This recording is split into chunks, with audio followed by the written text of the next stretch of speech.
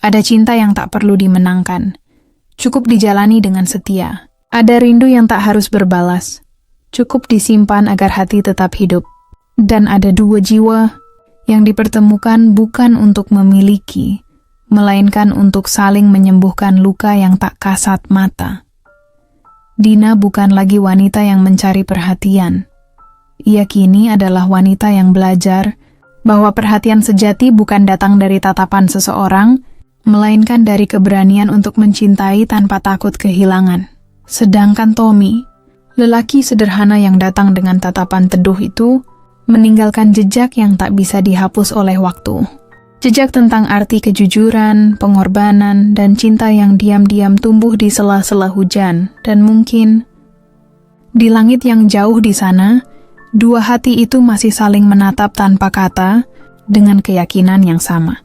Bahwa cinta sejati tak pernah benar-benar berakhir. Ia hanya berubah bentuk, menjadi doa yang tak pernah berhenti dikirimkan. Aku sering dikira perempuan paling beruntung. Rumahku luas bagai istana, mobil mewah berderet di garasi, dan setiap langkahku selalu dikelilingi orang-orang yang memanggilku Bu Dokter. Tapi mereka tak tahu, di balik meja rias penuh perhiasan dan kaca besar itu, ada seorang perempuan yang sering menatap dirinya sendiri sambil bertanya, "Ya, untuk apa semua ini, jika setiap malam yang kudengar hanya gema langkahku sendiri?" Namaku Dina, usia 38. Suamiku meninggal 3 tahun lalu dalam kecelakaan kapal yang bahkan jenazahnya tak sempat kutatap untuk terakhir kali. Setelah itu, aku bekerja tanpa henti. Menenggelamkan diri dalam bisnis ekspor minyak, menandatangani kontrak demi kontrak, menghadiri rapat yang tak pernah berakhir. Semua agar pikiranku tak sempat memanggil kenangan. Namun malam-malam sunyi selalu datang. Di ruang makan, kursi di seberangku selalu kosong. Di balik selimut tebal, kulitku dingin, bukan karena udara, tapi karena rindu akan sentuhan manusia yang tulus. Kadang aku merasa, aku bisa membeli segalanya, kecuali perhatian yang datang tanpa pamrih. Hingga pagi itu, asistennya, Sela, mengetuk pintu ruanganku dengan wajah antusias. "Bu, sopir pribadi baru sudah datang. Katanya dia sudah pengalaman dan punya catatan bagus." Aku mengangguk tanpa pikir panjang. Bagiku waktu itu, sopir hanyalah roda pelengkap, bukan cerita baru dalam hidupku. Aku tak tahu, pertemuan hari itu akan mengubah segalanya. Dia berdiri di depan pintu rumah dengan pakaian sederhana, wajah bersih tanpa banyak kata. "Selamat pagi, Bu Dina," ucapnya dengan suara yang berat namun hangat. Aku menatapnya sekilas, lalu memalingkan pandangan. Ada sesuatu dalam caranya menunduk yang terasa berbeda. Bukan tunduk karena takut, tapi karena hormat. Tommy, begitu ia memperkenalkan diri. Umurnya 33 tahun. Mantan sopir keluarga pejabat yang memutuskan mencari pekerjaan lebih tenang.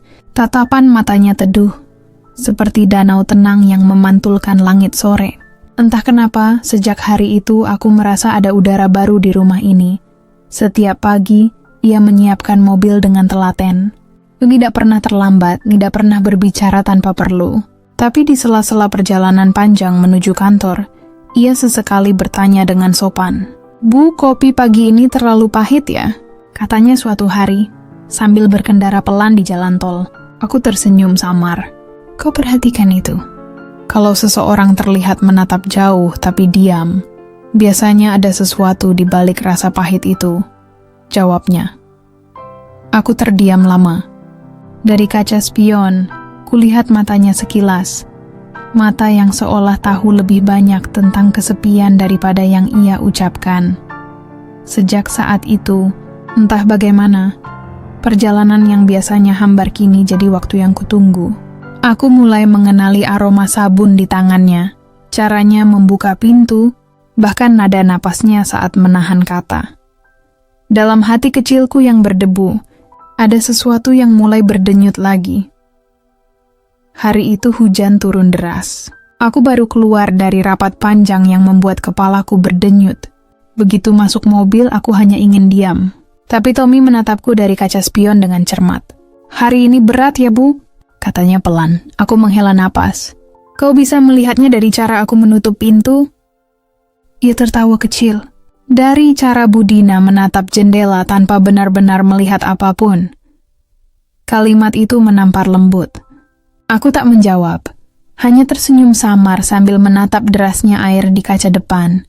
Hujan menciptakan garis-garis lembut di jendela, seperti perasaan yang tak bisa kuucapkan. Lalu, tanpa kusadari, aku mulai bercerita tentang suamiku, tentang rasa bersalah yang tak pernah pergi, tentang malam-malam panjang yang bahkan lampu kristal tak bisa menerangi kesepianku. Ia tak banyak bicara, hanya mendengar. Tapi dari caranya mendengar, aku merasa aman, seolah ada tempat untuk bersandar tanpa harus menjelaskan apa-apa. Saat aku selesai, mobil berhenti di tepi taman kota. Ia menawarkan makan siang. Tempatnya sederhana, tapi tenang, Bu. Kadang ketenangan tidak butuh piring mahal. Aku mengikutinya, entah karena lapar, atau karena hatiku yang haus akan perhatian kecil seperti itu. Kami duduk di bangku kayu, hujan berhenti, dan langit membuka sedikit cahaya. Aku menatap wajahnya di bawah sinar lembut itu. Sederhana, tapi jujur. Di dadaku, ada desir aneh, seperti bunga yang mekar di musim yang salah. Sejak hari itu, perjalanan bersamanya tak lagi terasa seperti rutinitas. Ada kehangatan yang tak kasat mata, menggantung di antara kursi depan dan belakang. Aku yang biasanya sibuk dengan pesan-pesan dari klien dan rapat virtual, kini sering menutup ponsel hanya untuk menikmati suara halus mesin mobil dan gumam pelan Tommy yang kadang bersenandung lagu lawas.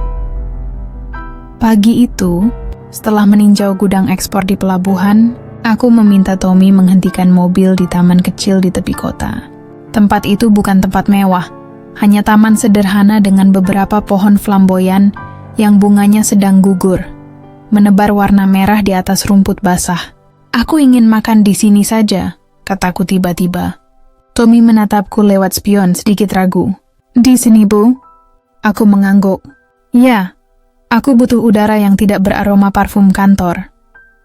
Ia menyiapkan makan siang dari kotak yang kubawa. Sandwich, buah, dan air putih. Tak ada alat makan perak atau pelayan berjas seperti biasanya. Hanya 2 orang, duduk di bangku taman, dikelilingi suara burung dan angin yang menepi lembut di rambutku. Untuk pertama kalinya setelah sekian lama, aku merasa menjadi manusia biasa lagi. Kau sering ke tempat seperti ini? Tanyaku pelan. Tommy tersenyum menatap langit. Dulu, waktu ayah masih hidup, kami sering makan siang di taman seperti ini. Katanya, orang yang tahu menikmati kesederhanaan adalah orang yang sudah belajar dari kehilangan. Aku menatapnya dalam-dalam. Kata-kata itu, entah kenapa, menusuk halus ke dalam jiwaku. Seolah ia bicara kepada sisi terdalam dari diriku yang sudah lama tak disentuh siapapun. Aku menatap tangannya saat ia membuka botol air, tangan yang kasar tapi lembut caranya memperlakukan dunia. Lalu tiba-tiba aku bertanya hal yang bahkan aku sendiri kaget telah mengucapkannya. Tommy, kau pernah kehilangan seseorang yang sangat kau cintai? Ia terdiam beberapa saat. Pernah, Bu, tapi kadang kehilangan itu bukan karena orangnya pergi, melainkan karena kita tidak pernah benar-benar punya. Kami sama-sama diam. Angin menggoyangkan bunga flamboyan. Satu kelopak jatuh ke pangkuanku. Tanpa sadar, aku meraihnya. Dan entah kenapa, saat jemariku menyentuh kelopak itu, aku merasa seperti menyentuh bagian dari diriku yang telah lama beku. Tommy menatapku dengan cara yang tidak berani, tapi juga tidak bisa sepenuhnya berpaling. Di matanya ada sesuatu. Perasaan yang halus, nyaris tidak terlihat tapi nyata. Dan di dadaku, sesuatu mulai bergetar pelan, seperti alunan biola yang baru dipetik setelah lama terdiam. Ketika mata kami bertemu, waktu seolah berhenti. Aku tak tahu apa yang kulihat dalam dirinya. Kesederhanaan, ketulusan, atau mungkin pantulan dari hatiku sendiri yang sedang mencari arah pulang. Lalu aku memalingkan wajah, meneguk air putih, berusaha menyembunyikan getar yang tak seharusnya ada. Terima kasih sudah menemaniku makan di sini, kataku lembut. Tommy hanya mengangguk. dengan senyum kecil yang entah kenapa membuat udara terasa hangat. Di perjalanan pulang, aku menatap bayanganku di jendela. Untuk pertama kalinya sejak lama, aku melihat wajahku tersenyum tanpa dipaksa. Ada sesuatu yang berubah. Aku belum tahu apa. Tapi aku tahu perasaan itu berbahaya sekaligus indah. Hari itu langit mendung sejak pagi. Tapi anehnya aku merasa tenang. Ada sesuatu dalam udara yang lembut. Dan sedikit lembab itu yang membuat pikiranku melayang pada satu sosok, Tommy. Sudah hampir 3 bulan ia bekerja padaku. Dan entah bagaimana, kehadirannya mulai menjadi bagian dari ritme hidupku yang tak kusadari. Cara dia membuka pintu mobil dengan sopan, caranya memutar lagu pelan setiap kali aku terlihat lelah, atau sekadar diam tapi selalu siaga ketika aku butuh sesuatu. Semua hal kecil itu menumpuk, menjadi sesuatu yang lebih dari sekadar kebiasaan. Sore itu, hujan turun tanpa peringatan. Langit seakan menumpahkan seluruh kesedihannya sekaligus. Kami baru saja selesai meninjau kantor cabang, dan jalanan mulai macet. Tommy menghentikan mobil di bawah rindang pohon flamboyan, tepat di depan jembatan tua. "Lebih baik kita tunggu hujan reda dulu, Bu," katanya lembut. Aku mengangguk, mataku mengikuti butiran air yang menuruni kaca depan mobil. Suara hujan seperti musik sendu, sepi tapi menenangkan. Dalam kabin yang hangat, hanya ada kami berdua, dan dunia di luar yang seolah berhenti.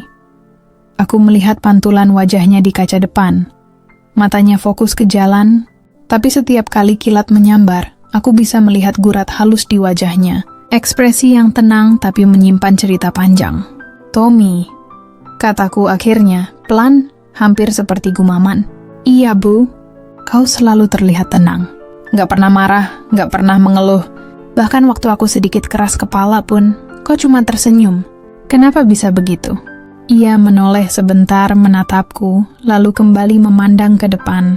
"Kalau hidup sudah pernah membuat kita kehilangan banyak hal, Bu. Kita belajar untuk tidak lagi memerangi hujan. Kadang kita cuma perlu diam dan biarkan semuanya lewat." Aku menatapnya lama. Kalimatnya sederhana, tapi mengandung kedalaman yang sulit kuterjemahkan. Dalam diam itu, ada sesuatu yang mengalir pelan antara kami. Tak terucap, tapi terasa. Aku bisa mendengar detak jam tangan di pergelangan tanganku. Tapi entah kenapa, suara napas Tommy jauh lebih jelas. Tatapan kami akhirnya bertemu, hanya beberapa detik tapi terasa seperti selamanya. Tatapan itu bukan tatapan seorang bawahan pada atasan. Bukan pula tatapan pria pada wanita yang ingin dikagumi. Tatapan itu seperti doa, lembut, tulus, dan menenangkan. Aku memalingkan wajah dengan cepat, mencoba menutupi rona hangat di pipiku. "Kau bicara seperti orang yang sudah banyak melewati luka," kataku, berusaha menjaga nada datar. Tommy tersenyum tipis. Mungkin karena saya tahu luka paling berat bukan yang terlihat, tapi yang disembunyikan di balik tawa. Kata-katanya menelusup halus ke dalam hatiku, seperti tetes hujan yang masuk lewat celah kecil jendela. Aku tak membalas. Aku hanya menatap keluar. Tapi sebenarnya pikiranku tak lagi di luar sana. Semuanya tertuju padanya. Hujan semakin deras, dan kabin mobil seolah menjadi dunia kecil yang terisolasi. Tak ada yang lain selain suara hujan dan dua hati yang sama-sama bingung, tapi tak berani jujur. Aku tahu aku seharusnya menjaga jarak. Aku tahu dunia kami berbeda. Aku, seorang dokter sekaligus pengusaha kaya raya. Dia hanya sopir pribadi. Tapi mengapa justru di dekat dia, aku merasa menjadi perempuan biasa yang boleh lemah, boleh tersenyum tanpa topeng? Tommy menoleh sekali lagi menatapku lewat pantulan kaca. Tatapan itu membuat jantungku berdetak lebih cepat. "Budina," katanya lirih, "kalau saya boleh jujur, hujan hari ini, entah kenapa terasa terlalu indah untuk dihabiskan dengan diam." Aku tersenyum samar, menatap luar jendela agar ia tak melihat mataku yang mulai basah. Mungkin benar, ada hujan yang datang membawa kenangan. Tapi ada juga hujan yang datang membawa awal yang baru. Sejak hari hujan itu, ada sesuatu yang berubah di antara kami. Aku tidak tahu bagaimana menjelaskannya, tapi udara di dalam mobil terasa berbeda. Sunyi tidak lagi sekadar diam, tapi punya arti. Kadang aku bisa mendengar detak jantungku sendiri di antara deru mesin, terutama ketika mataku tanpa sengaja bertemu dengan pantulan wajahnya di kaca spion. Tommy tetap bersikap sopan seperti biasa. Tak ada kata yang melampaui batas. Tapi justru kesopanannya itu yang membuatku semakin tidak tenang. Setiap gerak kecilnya, cara ia membuka pintu mobil, cara ia memutar musik pelan, bahkan cara ia menundukkan kepala setiap kali aku berbicara, semua terasa terlalu perhatian. Dan aku, yang seharusnya bisa mengendalikan diri, malah mulai menantikan hal-hal kecil itu seperti seseorang yang menunggu secercah sinar matahari di balik jendela dingin. Suatu pagi, aku memergoki diriku berdiri di depan cermin lebih lama dari biasanya. Aku mematut rambutku, memilih baju dengan hati-hati, memastikan parfum yang kupakai tidak terlalu mencolok, tapi tetap meninggalkan jejak samar. Aku tertawa kecil melihat bayanganku sendiri. "Kau ini kenapa, Dina?" Bisikku pelan, tapi tawa itu cepat memudar. Ada rasa malu yang menyusup pelan. Rasa bersalah yang bahkan belum sempat berbuat apa-apa. Aku seorang janda, perempuan yang seharusnya sudah cukup matang untuk tidak bermain dengan perasaan. Tapi semakin aku mencoba menyangkal, semakin aku tenggelam dalam perhatian kecilnya yang sederhana. Perhatian yang tak pernah aku dapatkan bahkan di masa pernikahanku dulu. Ada kalanya cinta tidak datang dengan gempita, tapi menyelinap perlahan. Seperti embun pagi yang tak terasa membasahi daun. Hari itu aku memintanya mengantarku ke rumah sakit tempatku dulu bekerja. Kami tak banyak bicara, tapi setiap kali ia menatap ke arahku untuk memastikan aku nyaman, hatiku justru bergetar.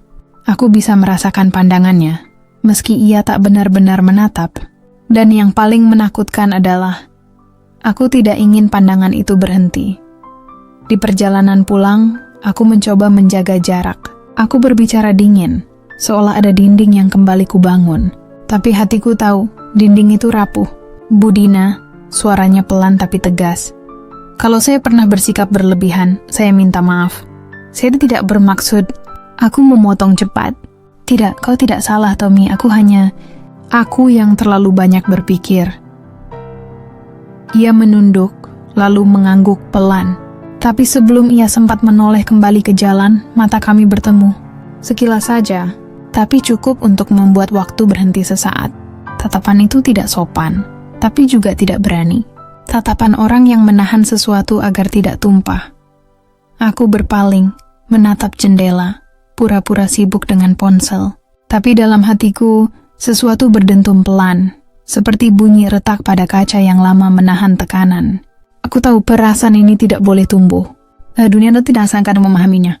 Tapi bagaimana mungkin aku melarang sesuatu yang membuatku merasa hidup kembali? Ketika sampai di rumah, aku turun tanpa menatapnya.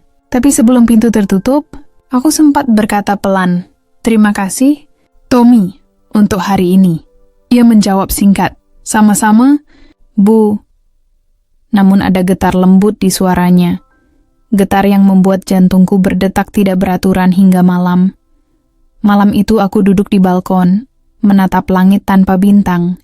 Angin membawa aroma hujan yang belum lama reda. Di antara keheningan itu, aku menutup mata dan bertanya pada diriku sendiri. Sejak kapan perhatian menjadi sesuatu yang kutakuti?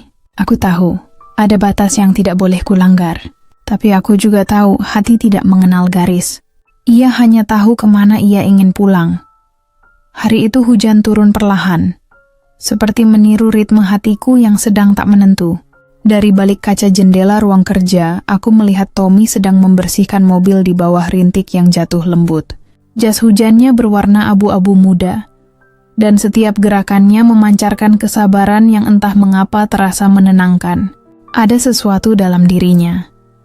Bukan sekadar ketampanan yang sederhana, tapi ketulusan yang sulit dijelaskan. Aku berdiri cukup lama di balik tirai, memperhatikan sosoknya yang berjuang dengan basah dan dingin. Dalam diam, aku merasa ada sesuatu yang hangat mengalir di dada. Aku meneguk pelan secangkir teh melati, Tapi bahkan aroma itu tak mampu menandingi harumnya bayangan Tommy di pikiranku. "Bu, mobilnya sudah siap." Suara Tommy memecah lamunanku. Ia berdiri di ambang pintu, masih dengan sisa tetes air di ujung rambutnya. Aku terdiam sejenak, menatapnya terlalu lama. Tatapan matanya teduh, seperti lautan yang siap menenggelamkan siapapun yang berani terlalu dekat. Aku tersenyum kecil, mencoba menutupi debaran yang tak wajar. "Kamu selalu rapi, Tom, bahkan setelah hujan seperti ini," kataku. Dengan nada yang berusaha terdengar datar, ia menunduk sopan. "Sudah kewajiban saya, Bu. Biar bagaimanapun, mobil Ibu harus siap kapan saja." Kalimatnya sederhana, tapi setiap katanya bagai anak panah yang menembus batas yang selama ini kutegakkan antara majikan dan karyawan. Sepanjang perjalanan, suasana di dalam mobil begitu sunyi. Hanya suara wiper yang menyapu kaca dan hujan yang menari di atap. Aku ingin berbicara sesuatu, apa saja, tapi lidahku keluh. Entah mengapa setiap kali bersamanya, aku merasa menjadi wanita biasa yang sedang jatuh cinta untuk pertama kalinya. Ketika kami berhenti di lampu merah, aku berani mencuri pandang ke arahnya, dan tepat saat itu ia menoleh. Tatapan kami bertemu dalam diam yang panjang. Ada percikan halus di udara, sebuah pengakuan tanpa kata. Aku buru-buru memalingkan wajah ke jendela, pura-pura sibuk dengan pemandangan kota yang buram. Tapi jantungku berdegup terlalu kencang untuk bisa disembunyikan. Sesampainya di rumah, aku masih membawa degup itu bersamaku. Malamnya, aku berdiri di balkon sambil menatap langit. Angin membawa aroma tanah basah, bercampur dengan sisa rindu yang menggantung. Aku sadar, mungkin perasaan ini salah. Tapi bagaimana mungkin aku menolak sesuatu yang membuat hidupku terasa kembali berdenyut? Malam itu aku menulis di jurnal pribadiku. Ada tatapan yang tak bisa kulupakan. Tatapan yang membuatku takut dan rindu pada waktu yang sama. Lalu aku menutup buku itu dengan gemetar. Jika perasaan ini terus tumbuh, aku tahu tak akan ada jalan kembali. Kalau kamu jadi Dina, apa kamu berani mengakui perasaanmu pada Tommy, meski status dan dunia memisahkan? Pagi itu terasa berbeda. Udara di ruang makan begitu hening hingga denting sendokku terdengar terlalu nyaring. Tommy baru saja mengantarkan laporan keuangan mingguan ke kantorku, dan meski hanya sebentar, tatapannya sempat bersinggungan dengan mataku. Cukup lama untuk menyalakan bara yang sempat padam semalam.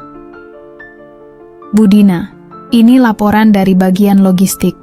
Ada transaksi yang belum Ibu setujui," ucap Sela, asistennya yang selalu rapi dan cermat. Aku mengangguk pelan tanpa benar-benar membaca berkas di depanku. Pandanganku justru tertuju pada nama di salah satu lembar itu. Tommy Prasetyo. Kendaraan dinas ekspedisi luar kota. Dadaku mengerut halus. Mengapa namanya ada di sini? Padahal tugasku hanya sebagai sopir pribadi. Entah kenapa, sejumput rasa curiga mulai menari di kepalaku. Kenapa nama Tommy tercantum di laporan ini? Tanyaku datar, berusaha menahan nada emosional yang tiba-tiba naik. Sela tampak gugup.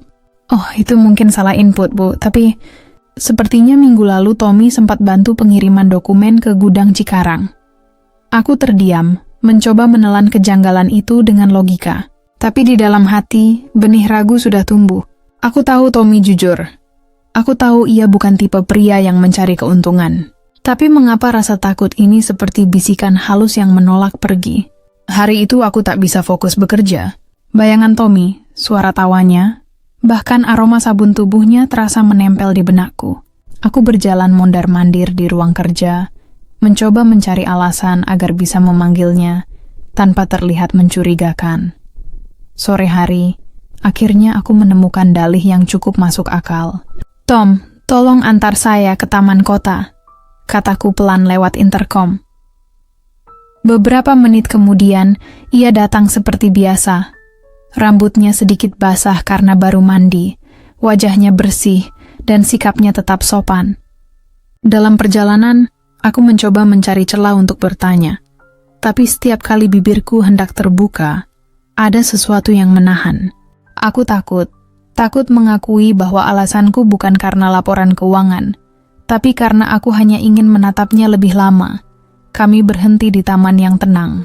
Burung-burung kecil beterbangan, dan langit sore menggantung warna jingga muda. Aku duduk di bangku kayu, sementara Tommy berdiri tak jauh dariku. "Apa kamu sering kesini, Tom?" Tanyaku pura-pura santai. "Kadang-kadang, Bu," jawabnya. "Tempat ini tenang, enak buat berpikir." Aku menatapnya lekat-lekat. "Dan apa yang kamu pikirkan?" Ia terdiam sebentar lalu tersenyum samar. "Tentang hidup, dan orang-orang yang tanpa sengaja membuat hati jadi bergetar." Kalimatnya sederhana, tapi aku tahu maknanya tak sesederhana itu. Angin sore bertiup lembut, menggoyang helaian rambutku. Aku menunduk, takut tatapan kami terlalu jujur untuk diabaikan. Sore itu, kami tidak banyak bicara, namun diam kami punya bahasa sendiri, bahasa yang hanya dimengerti dua hati yang mulai saling menunggu. Dan entah kenapa, di tengah keindahan langit senja itu, aku justru merasa takut kehilangan sesuatu yang belum sempat aku miliki sepenuhnya. Malamnya, aku membuka ponsel dan melihat foto mobil perusahaan di laporan itu sekali lagi. Ada tanda tangan Tommy di bawah kolom pengiriman. Aku mengusap layar pelan dan berkata lirih pada diriku sendiri. Aku percaya padanya. Tapi mengapa hatiku tidak berhenti ragu? Malam itu rumahku terasa terlalu sunyi. Lampu gantung di ruang tengah memantulkan cahaya lembut, menari di atas meja makan yang sudah lama tak dipenuhi tawa. Aku duduk sendirian, menatap ponselku yang hening di atas meja. "Sudah 2 hari Tommy tak menjemputku," katanya. "Ia sedang ditugaskan keluar kota untuk urusan perusahaan." Tapi entah kenapa, ada perasaan ganjil yang membuat dadaku terasa sesak. Aku mencoba menenangkan diri dengan segelas anggur merah. Namun setiap teguk justru membuat pikiranku semakin kabur. Kenapa aku begitu memikirkan dia? Aku, seorang wanita dewasa yang seharusnya pandai menjaga jarak, kini seperti remaja yang gelisah, menunggu pesan dari seseorang yang bahkan bukan kekasihnya. Kuraih jurnal di atas meja. Pena itu menari tanpa aku sadari. Aku rindu. Tapi bersamaan dengan rindu, ada rasa takut yang tak bisa kutafsirkan. Apakah aku sedang jatuh cinta atau sedang kehilangan arah? Sheila datang beberapa menit kemudian, membawa berkas laporan tambahan. "Bu, maaf mengganggu. Ini laporan dari bagian ekspedisi minggu ini," ucapnya pelan. Aku membuka map itu dan di sana, lagi-lagi, ada nama Tommy. Namun kali ini, tidak di daftar sopir melainkan di bagian penerima dana operasional. Dadaku mencubit pelan. "Ini apa, Sheila?" Ia tampak ragu menjawab. "Saya juga belum tahu pasti, Bu. Tapi rumor di kantor, katanya ada beberapa transaksi yang mencurigakan." Saya belum berani memastikan. Aku terdiam. Suara hujan di luar seperti menggema di dalam kepalaku. "Sudah, kamu boleh pulang," kataku akhirnya, berusaha menahan nada getir di tenggorokan. Begitu Sheila pergi, aku berjalan menuju balkon. Dari lantai 2, aku bisa melihat taman kecil yang biasanya dirawat Tommy. Kini, bunga mawar yang dulu selalu segar terlihat mulai layu. Aneh, seolah taman itu pun tahu bahwa sesuatu sedang berubah. Malam semakin larut, tapi pikiranku tak juga tenang. Aku membuka pesan terakhir dari Tommy. "Besok saya mungkin tidak bisa menjemput, Bu. Ada urusan di gudang. Jaga kesehatan, ya." Pesan itu singkat, tapi aku membaca ulang berkali-kali. Di setiap kata, aku berusaha mencari makna tersembunyi. Apakah itu benar sekadar urusan kerja? Atau sesuatu yang lain? Aku menutup ponsel, menarik napas dalam. "Tommy," bisiku lirih ke udara, "jika kamu menyembunyikan sesuatu, tolong jangan buat aku kehilangan kepercayaan." Ketika malam hampir habis, aku bermimpi aneh. Dalam mimpi itu, Tommy menatapku di bawah hujan. Wajahnya basah oleh air dan air mata. Ia mencoba bicara, tapi suaranya tenggelam oleh gemuruh petir. Aku berlari ke arahnya, tapi langkahku seolah tak pernah sampai. Aku terbangun dengan napas terengah dan mata basah. Mimpi itu terasa nyata, seolah jadi pertanda bahwa badai mulai mendekat.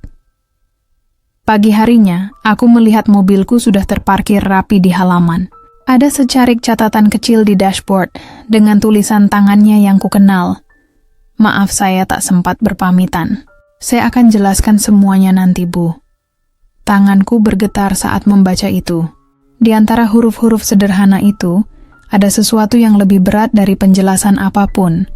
Sebuah janji, atau mungkin sebuah perpisahan yang belum sempat diucapkan. Aku bersandar di kursi, mata tertuju ke langit pagi yang kelabu. Entah kenapa, dunia terasa sedikit lebih dingin tanpa kehadirannya. Sudah 3 hari Tommy belum kembali, dan setiap detik terasa seperti jarum yang menusuk pelan ke dalam jantungku. Rumah besar ini kembali menjadi tempat yang sunyi. Dinding-dindingnya memantulkan keheningan, dan jam di ruang tamu berdetak terlalu keras seolah mengejek kesabaranku. Pagi itu, aku menatap bayangan wajahku di cermin kamar. Ada lingkar hitam di bawah mata, tanda bahwa malam-malam tanpa tidur telah menjadi kebiasaan baru. Aku mencoba menata rambut, menyemprotkan parfum bunga melati favoritku. Seolah dengan itu aku bisa menipu rasa rindu yang semakin menjerat. Ketika aku hendak turun ke ruang kerja, suara langkah Sela memecah keheningan. "Budina," panggilnya pelan. "Ini hasil audit internal sementara. Dan mungkin ibu perlu lihat sendiri." Aku menerima map coklat itu dengan jantung berdebar. Jari-jariku gemetar saat membuka halaman pertama. Nama Tommy tertulis jelas di beberapa transaksi yang belum diverifikasi. Jumlahnya tidak sedikit. Ini maksudnya apa? Suaraku terdengar hampir berbisik. Sela menunduk. "Belum ada bukti pasti, Bu. Tapi sepertinya seseorang menggunakan identitas Tommy untuk mencairkan dana." Aku membeku. Antara percaya dan tidak, dunia seakan berputar pelan, menyisakan kebisuan yang menyakitkan. Bagaimana mungkin seseorang sejujur Tommy bisa terlibat dalam hal seperti ini? Tapi di sisi lain, bagaimana jika semua ini bukan kebetulan? Sepanjang siang aku tak bisa bekerja. Aku mencoba meneleponnya berkali-kali, tapi nomornya tak aktif. Aku bahkan meminta staf keamanan memeriksa kamera CCTV di area kantor, dan di sanalah kulihat Tommy terakhir kali memindahkan berkas ke dalam mobil ekspedisi dengan wajah serius. Tidak ada yang aneh, tapi justru itu yang membuatku semakin bingung. Malamnya, aku duduk di teras, ditemani suara jangkrik dan cahaya bulan yang redup. Di meja secangkir teh sudah dingin. Aku menatap kosong ke taman yang dulu sering kami rawat bersama. Angin malam menyusup lembut, membawa kenangan tentang tawa dan tatapan yang dulu menenangkan. "Kenapa kamu pergi tanpa kata, Tommy?" bisikku. "Kalau kamu salah, kenapa aku masih ingin memaafkanmu bahkan sebelum tahu alasannya?" Tiba-tiba ponselku bergetar. Sebuah pesan singkat masuk dari nomor tak dikenal. "Jangan percaya siapapun, termasuk orang di sekelilingmu. Aku akan jelaskan semuanya saat waktunya tiba." Aku terdiam. Itu gaya bahasanya Tommy.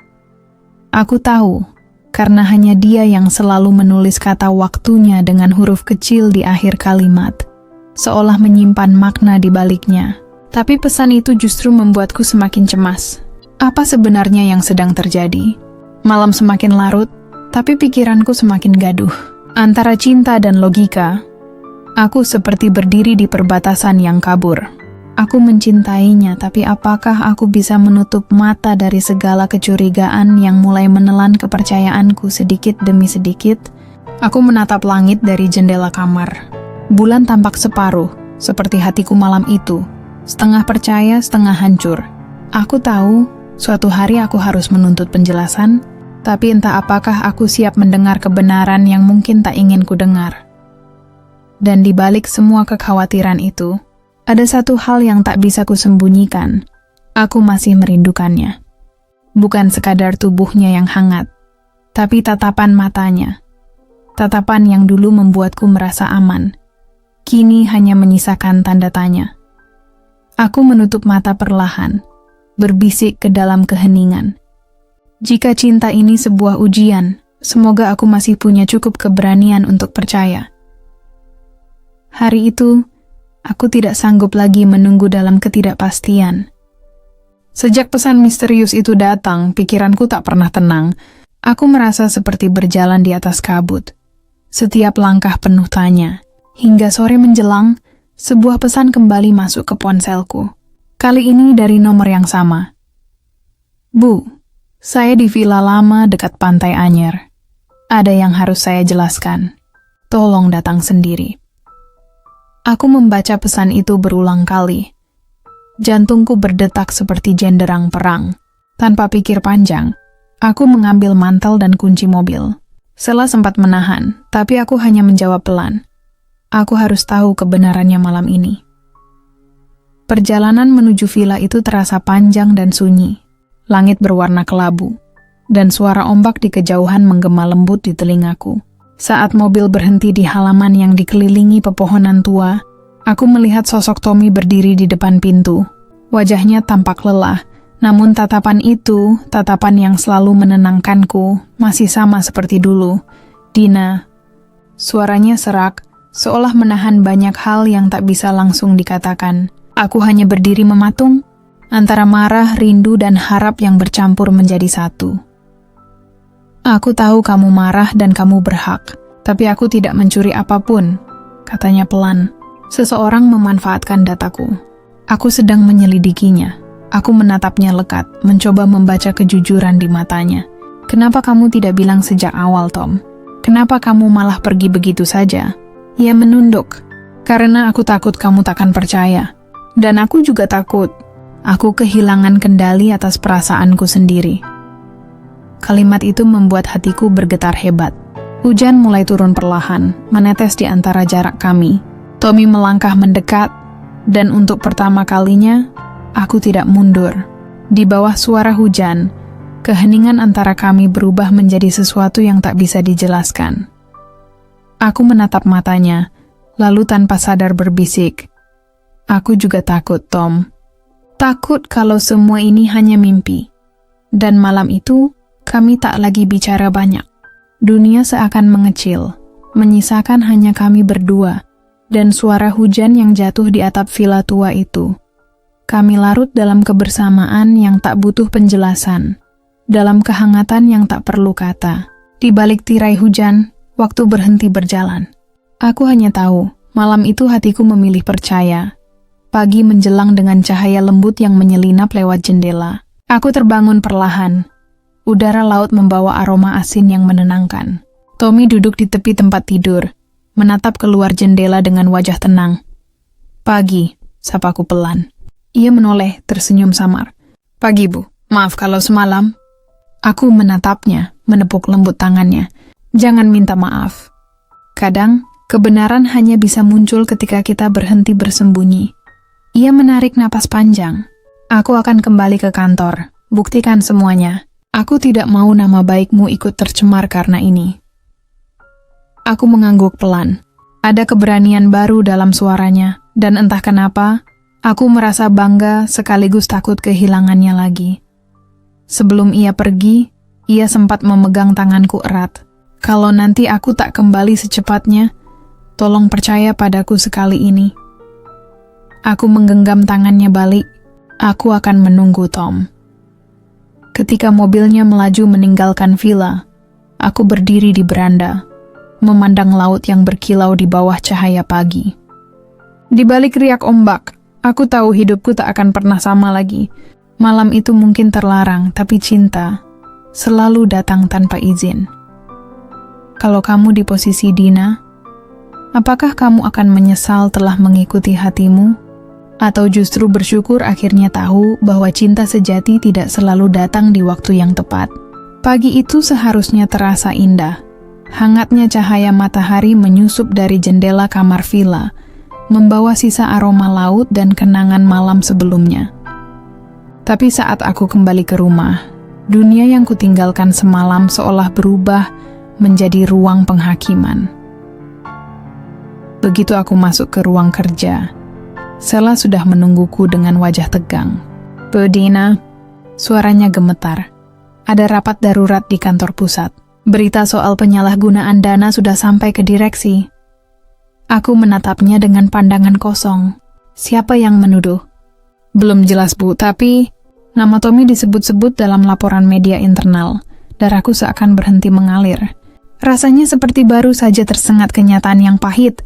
Semalam aku menatap wajah Tommy dalam cahaya redup, penuh ketulusan dan janji, dan kini dunia menuduhnya pengkhianat. Di dalam ruang rapat, semua mata tertuju padaku. Layar besar di depan menampilkan data transaksi, grafik, dan bukti transfer yang tampak jelas mengarah pada satu nama, Tommy Prasetyo. Aku berusaha tenang, menatap para direksi yang menunggu penjelasan. Dia sopir pribadi saya, kataku perlahan, dan saya percaya dia tidak bersalah. Salah satu direktur senior menyipitkan mata. Dengan segala hormat Bu Dina, kepercayaan tidak cukup untuk menggugurkan bukti. Kami harus melakukan tindakan hukum. Kata-katanya menghantam dada seperti palu. Aku ingin berteriak, ingin membela, tapi logika dan perasaan bertabrakan di dalam kepala. Tommy, pria yang begitu sederhana, yang bahkan lebih sering memikirkan kebahagiaan orang lain daripada dirinya sendiri, dituduh mencuri uang perusahaan? Tidak mungkin. Setelah rapat usai, aku berjalan ke parkiran belakang dengan langkah berat. Di sana mobil Tommy masih terparkir rapi. Aku membuka pintunya perlahan. Aroma khas parfum kabin itu masih terasa, seperti mengingatkan bahwa ia baru saja duduk di kursi itu beberapa waktu lalu, dan di jok belakang, kutemukan amplop coklat tanpa nama. Tangan gemetar saat kubuka. Di dalamnya hanya ada selembar foto. Aku dan Tommy di taman kota, saat kami makan siang beberapa minggu lalu. Foto itu diambil diam-diam. Di baliknya tertulis tulisan tangan halus. Kadang cinta menjadi senjata bagi mereka yang ingin menghancurkan. Aku menatap foto itu lama. Siapa yang menulis ini? Dan kenapa ada di mobil Tommy? Malamnya aku duduk di ruang kerja. Lampu hanya satu yang menyala. Di meja, foto itu tergeletak di samping segelas kopi yang tak tersentuh. Aku merasa terperangkap di antara dua dunia. Antara cinta yang hangat dan realita yang kejam. Ponselku berdering tiba-tiba. Nomor tak dikenal lagi. Suara di seberang terdengar serak, nyaris tak bisa dikenali. Bu Dina, saya tidak punya banyak waktu. Percayalah, Tommy tidak bersalah. Ada orang dalam yang menjebaknya. Dan kalau ibu terus membela dia, mereka akan menyerang ibu juga. Telepon terputus begitu saja. Tapi pesan itu cukup untuk membuat tubuhku menggigil. Dunia yang kukira ku kenal ternyata penuh bayangan. Aku berdiri di depan jendela, menatap kota yang bermandikan cahaya malam. Di pantulan kaca, aku melihat wajahku sendiri, tampak lelah, tapi mataku masih menyala dengan satu keyakinan. Aku tidak akan membiarkan Tommy jatuh sendirian. Entah apapun risikonya, aku akan mencari kebenaran. Karena kali ini bukan hanya tentang cinta, ini tentang harga diri dan hati yang telah memilih untuk percaya. Aku berbisik pada diriku sendiri dengan nada getir tapi tegas. Kalau dunia memutuskan untuk menghakimi, biarkan aku berdiri di sisi yang salah, asal itu di sisinya. Sudah 2 hari sejak telepon misterius itu datang, dan aku belum bisa tidur nyenyak. Setiap kali memejamkan mata, wajah Tommy selalu muncul, antara rindu dan kekhawatiran yang menyesakan dada. Aku tahu sesuatu sedang disembunyikan dariku, dan semakin aku mencoba menenangkan diri, semakin keras bisikan itu menuntut, cari tahu, sebelum semuanya terlambat. Pagi itu aku berangkat lebih awal dari biasanya. Sela sempat terkejut melihatku sudah duduk di ruang kerja sebelum jam 8. Bu Dina, ibu belum sarapan? Tanyanya hati-hati. Aku hanya tersenyum tipis. Tidak apa-apa, aku butuh kamu bantu satu hal. Tolong kumpulkan semua rekaman CCTV kantor 2 minggu terakhir, dan pastikan tidak ada yang tahu. Sela menatapku heran, tapi ia tahu kapan harus berhenti bertanya. Aku hanya bisa berharap kepercayaanku padanya tidak salah. Sepanjang pagi, aku mencoba bekerja seperti biasa, namun pikiranku terus melayang pada amplop coklat yang kutemukan di mobil. Tommy. Kalimat di balik foto itu terasa seperti peringatan yang samar, dan aku mulai merasakan ancaman itu mengelilingiku. Menjelang sore, Sela kembali membawa flash disk kecil. Semua rekaman sudah saya salin, Bu. Tapi ada satu hal yang aneh. Aku menatapnya cepat. Apa? Beberapa file hilang, terutama dari hari saat Tommy terakhir kali datang ke kantor. Dunia seakan berhenti sejenak. Aku segera membuka laptop, menelusuri file demi file. Benar, hari itu kosong. Tidak ada rekaman masuk atau keluar. Tapi di folder samping, aku menemukan satu video yang disembunyikan di dalam subfolder tak bernama.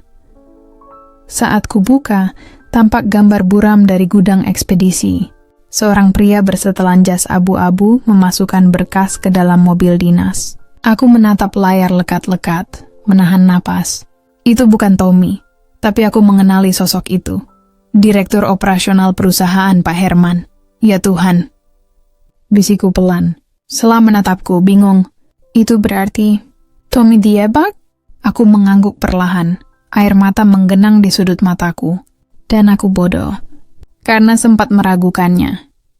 Malam itu aku pulang tanpa banyak bicara. Di dalam kamar aku menatap pantulan wajahku di cermin. Mata bengkak, hati retak. Rasanya seperti menatap seseorang yang kehilangan arah. Tapi di balik kelelahan itu, ada bara kecil yang mulai menyala. Tekad. Aku duduk di tepi ranjang, menatap ponselku yang sepi. Ingin sekali aku menelepon Tommy, mendengar suaranya, memastikan ia baik-baik saja. Tapi nomornya masih tidak aktif. Akhirnya aku menulis pesan singkat, meski tak tahu apakah akan terkirim. Aku percaya padamu sekarang, Tom. Dan aku akan buktikan semuanya. Untuk kita. Angin malam menyelinap lewat jendela, membawa aroma hujan dari kejauhan. Aku memejamkan mata, membiarkan air mata jatuh tanpa malu. Di luar, petir menyambar, seolah langit pun tahu bahwa badai yang sebenarnya baru saja dimulai. Aku berjanji pada diriku sendiri, aku tak akan diam. Esok, aku akan menemui Pak Herman dan memintanya bicara di depan mataku. Aku bukan lagi wanita yang bisa ditipu dengan senyum dan sopan santun. Aku adalah Dina, perempuan yang hatinya pernah luluh oleh cinta, tapi kini menyala karena kebenaran. Aku menatap keluar jendela, menembus kabut malam yang menutupi taman. Tunggu aku, Tommy, bisikku lirih. Kali ini, aku yang akan melindungimu. Langit siang itu kelabu, seolah turut menyembunyikan rahasia yang menyesakan.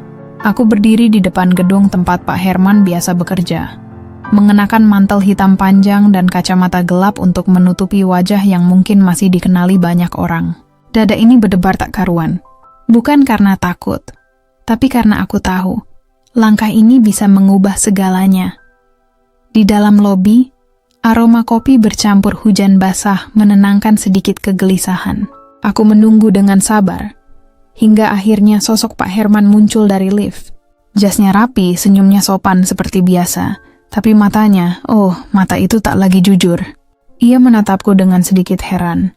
Dina, wah sudah lama sekali. Ada apa ya tiba-tiba datang ke kantor saya? Aku membalas dengan senyum tenang, meski tanganku dingin. Saya hanya ingin berbincang. 4 mata, tentang Tommy. Sekilas ekspresinya berubah. Namun secepat kilat ia menutupi dengan tawa kecil. Si Tommy. Sayang sekali dia tidak lagi bekerja di sini. Sudah saya anggap selesai urusannya. Kami masuk ke ruangannya. Pintu tertutup rapat, meninggalkan hanya kami berdua dan denting lembut hujan di luar jendela. Aku duduk perlahan, menatap wajahnya tanpa berkedip. Saya tahu Bapak menyimpan rekaman gudang 2 minggu lalu, kataku perlahan. Dan saya tahu siapa sebenarnya yang menaruh dokumen di mobil Tommy. Pak Herman diam sejenak. Ia menyandarkan tubuhnya ke kursi. Jari-jarinya mengetuk meja dengan ritme pelan. Hati-hati, Dina. Menuduh orang tanpa bukti bisa berbahaya, ucapnya dingin. Aku mengeluarkan flash disk dari tas, meletakkannya di atas meja. Bukti cukup kuat, Pak. Tapi saya datang bukan untuk menuduh. Saya datang untuk mendengar pengakuan. Ruangan tiba-tiba terasa mencekam. Aku bisa mendengar suara napasku sendiri yang memburu. Lalu senyum itu muncul di wajahnya. Senyum yang menusuk, seperti pisau yang diselipkan di balik bunga. Kau terlalu pintar untuk wanita yang hanya ingin keadilan. Apa kau yakin ini semua hanya tentang Tommy? Kata-katanya menampar batinku. Aku menatapnya tajam. Saya mencintainya, Pak. Dan saya tidak akan biarkan orang sebaik dia hancur karena keserakahan Anda. Senyum itu lenyap. Ega berdiri mendekat perlahan. Cinta, katanya lirih, adalah kelemahan paling mudah dimanfaatkan. Kau berbahaya, Dina. Kau akan menyesal. Aku menahan gemetar, berdiri pula, menatapnya tanpa gentar. Mungkin saya akan menyesal, tapi bukan karena membela yang benar. Kami saling menatap dalam diam yang panjang. Ketika aku melangkah keluar, udara di luar terasa lebih berat, namun anehnya juga lebih jujur. Hujan mulai turun deras, mengguyur kota seperti tirai perak yang menutupi luka. Aku berdiri di bawah payung, menatap langit. Ada rasa takut, tapi juga ada rasa lega. Seolah langkah kecilku barusan membuka jalan menuju kebenaran yang lebih besar. Ponselku bergetar. Sebuah pesan masuk dari nomor tak dikenal. Jangan percaya siapapun. Mereka tahu kamu sudah menemukan sesuatu. Tanganku bergetar. Air mata nyaris tumpah di tengah hujan yang tak berhenti. Tommy, bisiku. Jadi dia masih hidup, masih di luar sana. Dan tahu apa yang kulakukan. Aku memandang jalanan yang mulai sepi. Membiarkan hujan membasahi pipi. Menyamarkan air mata yang jatuh perlahan. Rasa takut dan rindu berpadu, menciptakan getar aneh di dada, seperti nada terakhir dari lagu cinta yang belum selesai dimainkan. Dan di balik segala ketakutan itu, satu hal pasti, aku akan menemukanmu, Tommy. Sekalipun seluruh dunia menentang, sekalipun hujan tak berhenti mengguyur, aku akan terus berjalan menuju kebenaran. Dan menuju cinta yang pernah kita janjikan di bawah cahaya senja. Hujan belum juga reda malam itu. Langit seperti menahan amarahnya, menumpahkan ribuan tetes yang memantul di kaca jendela rumahku. Suara derasnya seolah menyatu dengan degup jantungku yang tak kunjung tenang sejak pesan misterius dari Tommy muncul di ponselku sore tadi. Jangan percaya siapapun. Kalimat itu terus bergema di kepalaku, mengiringi setiap langkahku di rumah besar yang kini terasa seperti penjara. Aku duduk di ruang tamu, lampu remang menerpa wajah yang lelah. Di tangan, secangkir teh melati yang sejak tadi tak tersentuh. Aroma lembutnya justru membuat dada ini makin sesak. Aku tak tahu harus mempercayai siapa. Setelah pertemuanku dengan Pak Herman, aku sadar bahwa permainan ini jauh lebih besar dari yang kubayangkan. Tapi yang membuatku tak tenang, mengapa Tommy tahu semua ini? Di mana dia selama ini bersembunyi? Pintu depan tiba-tiba diketuk pelan. Sekilas tubuhku menegang. Jarum jam menunjukkan pukul 10 malam. Siapa yang datang di jam segini? Aku melangkah perlahan, mencoba melihat dari balik tirai. Dan di bawah bias lampu halaman yang lembab oleh hujan, aku melihatnya. Sosok itu berdiri, basah kuyup, dengan tatapan yang begitu kukenal. Tommy, bisiku nyaris tak terdengar. Aku segera membuka pintu. Ia berdiri di sana, mengenakan jaket hitam lusuh, wajahnya penuh kelelahan. Maaf, Bo. Maksud saya Dina. Suaranya parau, lirih, seperti membawa beban dunia. Saya tak bisa diam. Mereka mengincar Anda. Aku nyaris tak percaya pada apa yang kulihat. Selama berminggu-minggu aku mencarinya. Dan kini ia berdiri tepat di hadapanku. Lebih nyata dari mimpi manapun. Tanpa pikir panjang, aku menariknya masuk, memberikan handuk dan jaket kering. Tommy, kemana saja kamu selama ini? Aku hampir gila mencarimu. Ia menunduk, menggosok rambutnya dengan handuk. Saya tidak bisa jelaskan semuanya sekarang. Tapi saya tahu, laporan yang menuduh saya mencuri dokumen itu palsu. Ada yang ingin menjatuhkan perusahaan, dan mereka menggunakan saya sebagai kambing hitam. Aku duduk di hadapannya, mencoba menatap mata itu. Mata yang dulu membuatku jatuh cinta tanpa alasan. Siapa mereka? Tanyaku perlahan.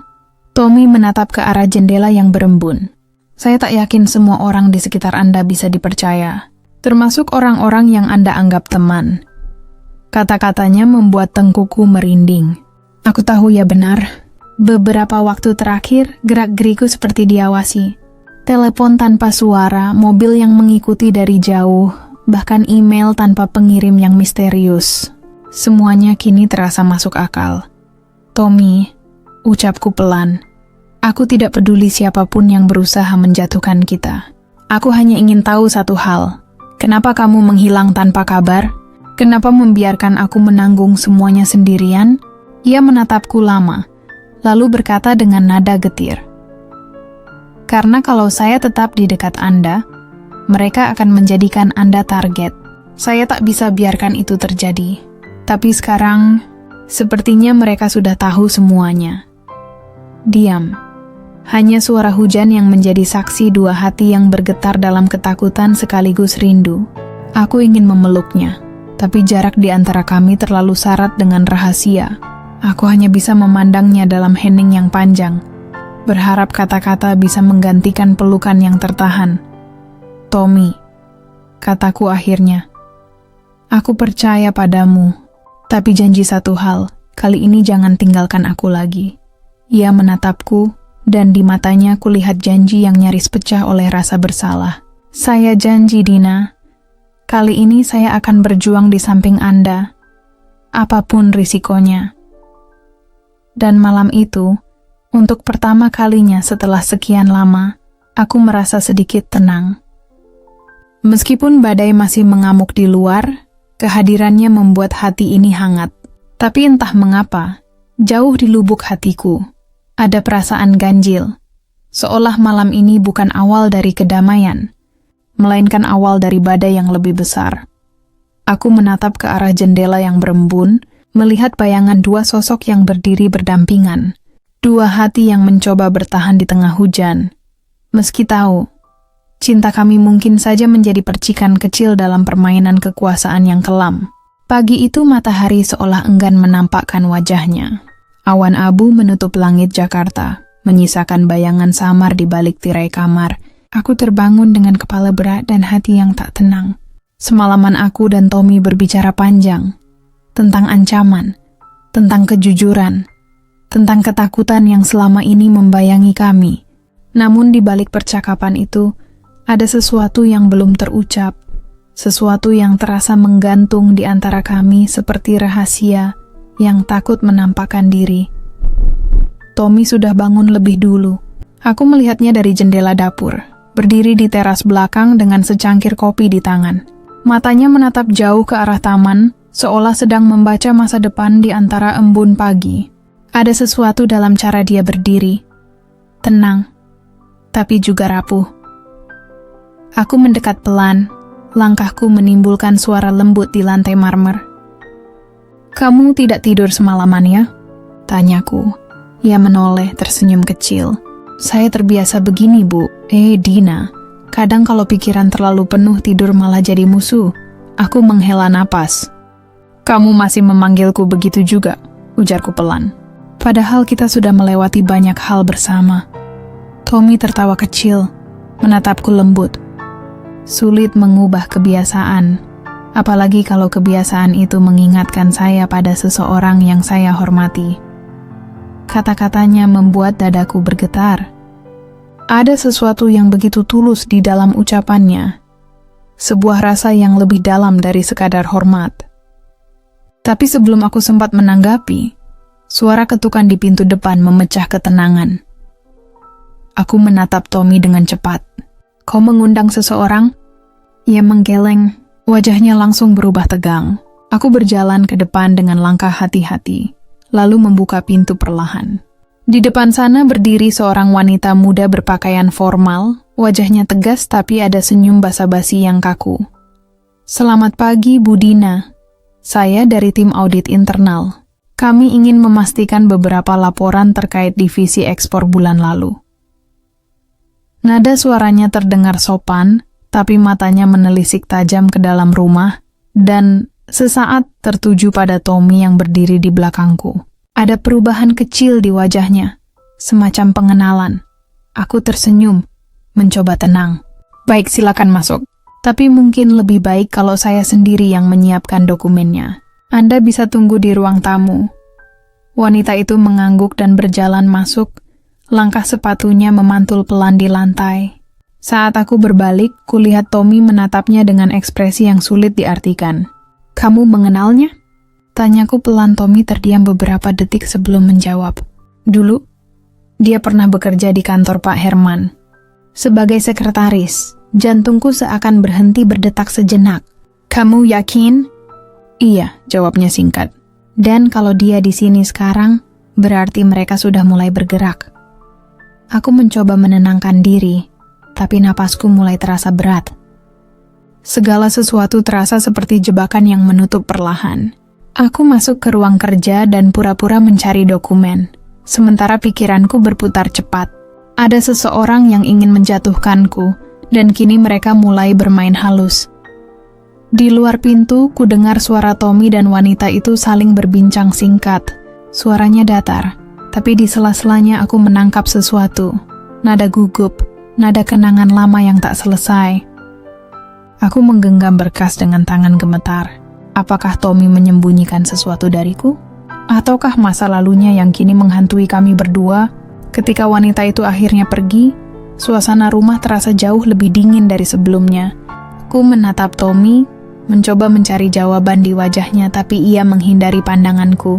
"Kamu belum cerita semuanya, kan?" Tanyaku perlahan. Ia terdiam. "Beberapa hal lebih baik tidak kamu tahu dulu." Aku tersenyum getir.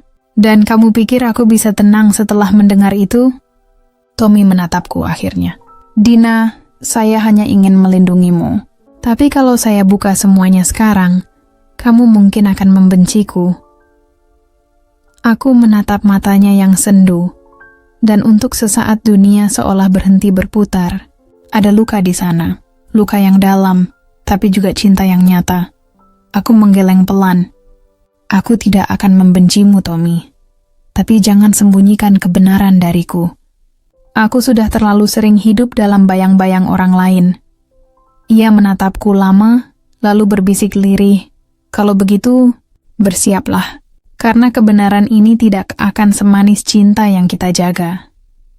Dan di antara hembus angin pagi yang dingin, aku merasakan sesuatu retak di dalam hatiku. Antara cinta yang ingin kupertahankan dan kenyataan yang siap meruntuhkannya. Sore itu langit tampak muram, seperti menyimpan rahasia yang enggan diungkap. Aku duduk di balkon lantai 2, memandangi taman yang dulu terasa menenangkan. Kini, semua tampak berbeda. Udara lebih berat, dan bayangan pepohonan seolah menyimpan mata-mata yang mengintai. Sejak wanita dari tim audit datang kemarin, rumahku terasa bukan lagi tempat yang aman. Tommy duduk di seberangku, diam, matanya menatap jauh. Di antara kami hanya ada suara sendok yang beradu pelan dengan cangkir. Aku ingin berbicara, tapi entah mengapa, setiap kali bibirku hendak terbuka, sesuatu menahanku. Ada ketakutan baru dalam hatiku, takut bahwa bila aku bertanya, aku akan mendengar jawaban yang tak sanggup ku terima. "Tommy," panggilku akhirnya. Ia menoleh lembut namun waspada. "Ya, wanita kemarin itu, kau bilang dia dulu bekerja dengan Pak Herman. Ada hubungan apa kalian sebenarnya?" Sekilas, kulihat bayangan duka melintas di matanya. Ia meletakkan cangkir dengan hati-hati, lalu menatapku lama. "Namanya Rani, kami dulu rekan kerja. Tapi dia juga orang yang pernah menolong saya," katanya perlahan. Aku menunggu, menahan napas. 3 tahun lalu, saya pernah dituduh menyembunyikan laporan proyek ekspor. Rani yang saat itu jadi saksi membela saya. Tapi, setelah itu, saya tahu dia ternyata bagian dari permainan Pak Herman juga. Dia pura-pura membantu, padahal diam-diam mengawasi semua gerak saya. Aku terdiam, seolah setiap kalimatnya menambahkan beban ke dadaku. "Jadi dia datang bukan hanya untuk audit?" "Tidak," jawabnya tegas. "Dia datang untuk memastikan kita tidak menemukan sesuatu yang seharusnya tetap tersembunyi." Angin sore bertiup lembut, tapi hawa di sekitarku terasa dingin. Aku menunduk menatap jemariku yang menggenggam cangkir terlalu kuat.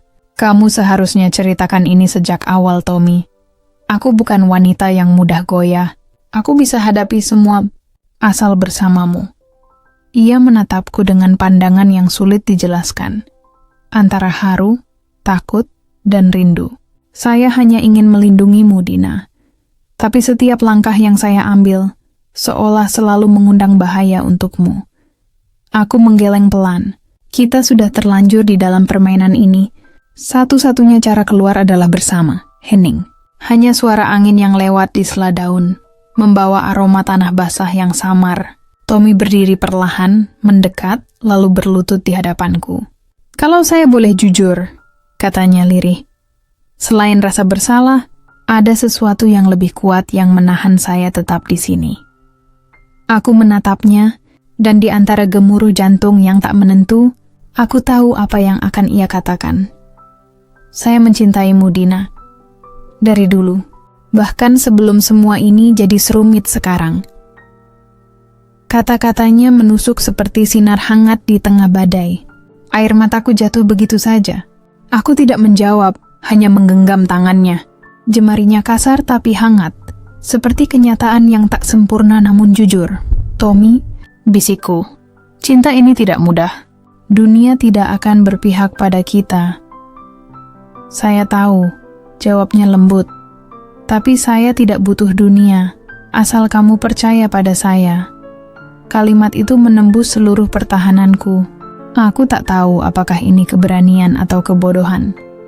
Tapi aku mencondongkan tubuh, menyentuh pipinya perlahan. Kalau begitu jangan pernah berbohong lagi. Sekali saja kau sembunyikan sesuatu dariku, aku mungkin tak sanggup bertahan. Ia mengangguk, matanya berkilat di bawah sinar senja. Saya janji, beberapa saat kami hanya diam. Waktu seolah berhenti, membiarkan dua hati yang patah saling menambal dengan sisa kehangatan yang tersisa. Tapi di sudut pikiranku, sesuatu berbisik pelan bahwa janji itu akan diuji. Bahwa cinta ini, meski tulus, tak akan mudah dibiarkan hidup oleh mereka yang haus kekuasaan. Malam turun perlahan. Lampu-lampu taman menyala, menyoroti wajah Tommy yang tampak lelah tapi teguh. Aku tahu, di balik tatapan itu, ada beban masa lalu yang belum selesai. Namun kali ini aku memilih percaya. Karena dalam dunia yang penuh tipu daya, kejujuran hati adalah satu-satunya cahaya yang masih bisa kupegang. Aku menatap langit yang mulai berbintang dan berbisik dalam hati. Jika cinta ini dosa bagi dunia, biarlah aku menanggungnya. Asal bukan kehilanganmu lagi. Malam terasa panjang, seperti enggan berakhir. Lampu di ruang tamu menyala redup, memantulkan cahaya hangat di wajah Tommy yang tengah memeriksa beberapa berkas di meja. Aku memperhatikannya dari tangga atas. Caranya berpikir, mengernyit, dan sesekali menggigit ujung pena. Entah mengapa, pemandangan itu menimbulkan perasaan campur aduk di dalam dadaku. Antara kagum, khawatir, dan takut kehilangan. Sejak pengakuannya kemarin sore, suasana di antara kami berubah. Ada kedekatan yang tak lagi bisa disangkal, tapi juga ada jarak yang lahir dari bayangan ancaman yang terus mengikuti. Aku tahu, cinta kami kini bukan lagi rahasia hati, tapi sebuah kesetiaan yang sedang diuji oleh waktu dan keadaan. Aku turun perlahan, langkahku nyaris tak terdengar. Masih belum tidur? Tanyaku pelan. Tommy menoleh, tersenyum kecil. Belum, ada yang aneh di laporan ini. Angka ekspor 2 bulan lalu diubah secara halus. Kalau bukan orang dalam yang melakukannya, mustahil bisa lolos dari sistem. Aku menarik kursi dan duduk di depannya. Kamu yakin ini kerjaan Pak Herman? Ia menggeleng pelan. Mungkin, tapi aku rasa ada orang lain yang ikut bermain, dan lebih berbahaya dari dia. Kata-kata itu membuatku merinding. Aku menatap layar laptop di hadapannya, di mana sederet data dan angka berbaris rapi. Semuanya tampak normal. Tapi di balik itu tersimpan sesuatu yang busuk. Dunia bisnis ekspor yang selama ini kupikir sudah kukendalikan, ternyata penuh racun yang siap meledak kapan saja. Dina, ujar Tommy lembut, aku ingin kamu waspada. Jangan percaya siapapun dulu, termasuk orang-orang yang kamu anggap keluarga di perusahaan. Aku mengerutkan dahi. Kamu bicara seperti tahu sesuatu. Ia terdiam sejenak, lalu menarik napas panjang. Aku dapat kabar kalau orang kepercayaanmu, Arman, mungkin terlibat. Dialah yang pertama kali mengirim laporan palsu ke Dewan. Aku menatapnya tak percaya. Arman, tidak mungkin. Dia sudah bersamaku sejak awal perusahaan berdiri. Tommy menunduk. Aku juga ingin salah, tapi semua bukti mengarah ke dia. Dadaku bergetar. Arman, orang yang dulu menemaniku saat suamiku meninggal, yang membantu mengurus semua urusan bisnis, yang selalu kupanggil keluarga. Bila itu benar, maka pengkhianatan ini bukan hanya soal uang, tapi juga luka yang lebih dalam dari sekadar kehilangan kepercayaan. Aku berdiri dan berjalan ke jendela, menatap langit malam yang gelap tanpa bintang. Hujan tipis mulai turun, mengetuk kaca dengan ritme pelan, seperti mengetuk nurani yang enggan percaya. Mengapa semuanya harus serumit ini, Tommy? Mengapa setiap kali aku mulai percaya pada seseorang, dunia selalu memaksaku meragukan? Langkahnya mendekat dari belakang. Aku bisa merasakan kehangatan tubuhnya, aroma sabun dan kopi yang samar. Karena dunia tidak selalu adil, Dina, katanya pelan. Tapi kejujuran hati, itu satu-satunya hal yang masih bisa kita perjuangkan. Aku menutup mata, menahan air mata yang mulai mendesak keluar. Aku lelah, Tommy, lelah berperang sendirian. Tommy menyentuh bahuku perlahan. Kamu tidak sendirian lagi. Sekarang ada aku. Aku menoleh dan di matanya kulihat sesuatu yang tulus, yang tidak bisa dibeli oleh janji atau kekuasaan. Tapi sebelum aku sempat menjawab, suara dering ponsel memecah keheningan. Layar menunjukkan nama yang membuat darahku berdesir. Rani. Aku dan Tommy saling berpandangan. Dengan tangan bergetar, aku menjawab. Halo? Suara di seberang terdengar tenang tapi tajam. Bu Dina, saya rasa kita harus bicara. Ada sesuatu yang perlu Anda tahu tentang Tommy. Dunia seolah berhenti berputar. Aku menatap Tommy yang menunggu dengan mata penuh tanya, sementara suaraku nyaris hilang. Tentang Tommy? Ya, lanjut Rani. Tentang siapa dia sebenarnya? Sambungan terputus. Hanya denging sunyi yang tersisa di telingaku, sementara hatiku perlahan membeku. Aku menatap Tommy lama, dan untuk pertama kalinya sejak kami saling membuka diri, aku merasa ada dinding tebal di antara kami. Dinding yang terbuat dari kebohongan yang belum terungkap. Tommy. Suaraku nyaris bergetar. Siapa sebenarnya kamu? Ia terdiam, wajahnya pucat. Angin malam meniup tirai, menebarkan aroma tanah basah yang getir. Dan di antara keheningan itu, aku tahu. Malam ini akan mengubah segalanya. Kalau kamu menerima telepon dari seseorang yang mengaku tahu rahasia orang yang kamu cintai, apakah kamu akan mempercayainya atau tetap memegang kepercayaan yang sudah kamu berikan? Malam itu langit Jakarta seperti menyembunyikan rahasia. Angin berhembus pelan, membawa aroma hujan yang tertahan. Aku berdiri di balkon kamar, menatap kota yang dipenuhi cahaya. Tapi di dalam dadaku justru gelap dan berisik. Sejak kejadian di kantor, tuduhan korupsi yang tiba-tiba menimpa Tommy, hidupku seperti terbalik arah. Semua orang memandangku dengan curiga. Mereka berbisik-bisik di belakang, seolah kisah kami adalah dosa besar. Bahkan Sela, asistenku yang dulu selalu setia, kini lebih sering diam dan menunduk bila kutanya tentang penyelidikan itu. Aku tahu ini ibani pantemadam. Sesuatu yang mungkin akan menyakitiku bila terungkap. Namun yang paling menyayat bukanlah tuduhan itu, melainkan tatapan Tommy sendiri. Ia menatapku dengan mata yang dulu penuh hangat, kini berubah redup seperti lilin kehabisan oksigen. Aku tidak melakukan apapun, Bu Dina, katanya pelan sore itu, di ruang tamu rumahku. Aku menatapnya, antara percaya dan takut untuk percaya. Aku ingin percaya, Tommy. Tapi semua bukti mengarah padamu. Suaraku bergetar, nyaris menjadi bisikan. Tommy hanya tersenyum tipis, senyum yang menelusup sampai ke hatiku. Kadang kebenaran justru kalah oleh orang yang paling berkuasa. Kata-kata itu membuatku terpukul. Siapa yang lebih berkuasa dariku di perusahaan itu? Apakah ia sedang menuduhku tanpa mengatakan langsung? Tapi tatapan matanya tidak menunjukkan kebencian. Ia hanya pasrah.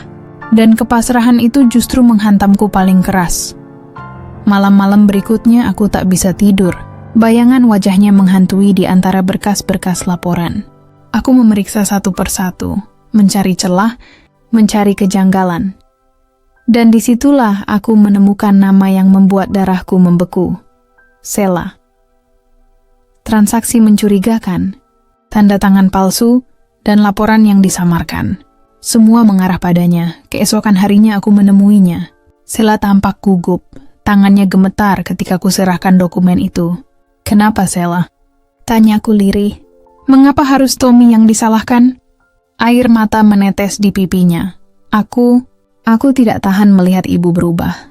Ibu bukan Dina yang dulu. Sejak pria itu datang, semua jadi berbeda. Aku tercekat. Dia bukan pria biasa, Bu. Aku takut ibu akan terluka. Jadi aku buat semua agar dia pergi. Aku mundur selangkah, dada terasa sesak. Cinta yang kujaga diam-diam ternyata telah menciptakan lingkar luka bagi orang di sekelilingku. Sore itu aku memutuskan satu hal, membersihkan nama Tommy, meski itu berarti menelanjangi sisi tergelap dari orang-orang yang dulu kupercaya. Ketika aku menyampaikan semua bukti itu kepada Dewan, mereka terdiam. Tommy dipanggil kembali, dan untuk pertama kalinya setelah sekian lama, ia menatapku lagi dengan mata jernih yang dulu membuatku bergetar. "Terima kasih, Bu," katanya pelan. Aku tersenyum samar. "Jangan panggil aku Bu lagi, Tommy. Dunia sudah terlalu dingin tanpa jarak di antara kita." Aku tidak tahu kemana semua ini akan berakhir. Tapi di ujung ketulusan itu, aku merasakan sesuatu yang lama hilang. Keberanian untuk mencintai tanpa takut kehilangan diri sendiri. Pagi itu terasa asing. Udara di halaman rumahku begitu jernih, namun hatiku masih berdebu oleh sisa-sisa kejadian semalam. Tommy sudah bersih dari tuduhan, namanya dipulihkan. Tapi entah kenapa aku justru merasa lemah. Seperti baru saja kehilangan separuh diriku. Ia datang pagi itu, mengenakan kemeja putih sederhana. Tak ada mobil, tak ada rombongan kantor. Hanya dia, berjalan kaki menyusuri jalanan kecil yang masih basah oleh embun. Aku melihatnya dari balik jendela, dan entah kenapa air mata jatuh begitu saja sebelum aku sempat menahan. Tommy berhenti di depan pintu, menatapku lama. "Aku datang bukan untuk meminta maaf, Bu, tapi untuk berpamitan." Kata-katanya mengoyak dadaku lebih dalam dari pisau. "Kenapa harus pergi, Tommy? Bukankah semuanya sudah selesai?" tanyaku dengan suara nyaris tak terdengar. Ia tersenyum lembut, tapi matanya basah. "Selesai untuk dunia mungkin, tapi tidak untuk hati. Nama saya sudah bersih, tapi pandangan orang terhadap kita tetap sama. Saya sopir ibu pengusaha. Dunia kita berbeda." Aku melangkah mendekat, seolah langkahku sendiri tak mau berhenti. "Jangan bicara seolah aku tak tahu siapa aku. Aku sudah kehilangan terlalu banyak dalam hidup ini, Tommy. Suamiku, waktu mudaku, bahkan diriku sendiri. Aku tidak mau kehilanganmu juga." Tommy menunduk, bahunya bergetar menahan emosi. "Kalau saya bertahan, saya takut ibu akan lebih banyak terluka." Aku tersenyum getir, mencoba menahan perih yang mulai mendesak di dada. "Luka ini sudah jadi bagian dariku, Tommy. Tapi bersamamu, setidaknya aku tahu rasanya hidup lagi." Kami berdiri lama dalam diam. Angin berhembus membawa suara dedaunan yang berguguran, seolah waktu pun ikut berhenti. Dan di antara sunyi itu, Tommy tiba-tiba mendekat. Ia menggenggam tanganku, untuk pertama kalinya tanpa ragu, tanpa jarak yang mengekang. Tangannya hangat, tapi juga bergetar. Ada rindu yang lama tertahan di genggamannya. "Aku tidak bisa melupakanmu, Tommy," kataku lirih. "Dan aku tidak mau mencoba lagi." Ia memejamkan mata, menarik napas panjang, lalu berbisik, "Kalau begitu, biarkan aku mencintaimu diam-diam, tanpa nama, tanpa gelar, hanya sebagai pria yang ingin melihatmu tersenyum." Aku mendekapnya, tidak peduli lagi siapa yang melihat, siapa yang menilai. Di pelukannya, segala luka yang dulu terasa perih kini seolah larut dalam keheningan. Mungkin cinta kami bukan yang sempurna, tapi ia nyata. Dan itu sudah cukup untukku. Ketika matahari mulai naik, ia perlahan melepaskan pelukanku. Aku akan pergi sebentar, Bu. Ada hal yang harus kuselesaikan. Tapi janji, aku akan kembali. Aku menatapnya dengan mata yang berkaca-kaca. Aku akan menunggu. Tapi kali ini bukan sebagai majikan, melainkan sebagai wanita yang mencintaimu. Ia tersenyum, lalu melangkah pergi dengan langkah yang mantap. Aku tahu, di balik punggung tegarnya itu, ia juga menahan perih yang sama. Dan di saat itulah aku menyadari, cinta sejati bukan tentang siapa yang tetap di sampingmu, tapi tentang siapa yang berani pergi untuk membuatmu tetap utuh. Aku menatap langit, membiarkan sinar matahari menyapa wajahku. Dalam hatiku, aku berbisik pelan, Tommy, jangan terlalu lama. Dunia ini terlalu hampa tanpa tatapanmu. Hari-hari setelah kepergian Tommy terasa seperti hidup tanpa warna. Rumah besar ini seolah kehilangan denyutnya. Meja makan selalu tampak terlalu luas, kursi belakang mobil terasa kosong, bahkan suara televisi tak mampu mengusir sunyi yang menggantung di udara. Setiap pagi aku tetap berdandan rapi, memakai parfum yang dulu disukainya. Aroma melati lembut yang katanya tercium seperti sore yang menenangkan. Tapi setiap kali aku menatap bayangan diriku di cermin, aku hanya melihat seorang wanita yang berusaha tegar, padahal jiwanya sedang runtuh perlahan. Aku mencoba menyibukkan diri. Rapat demi rapat kulalui tanpa jeda. Namun pikiranku melayang ke wajahnya.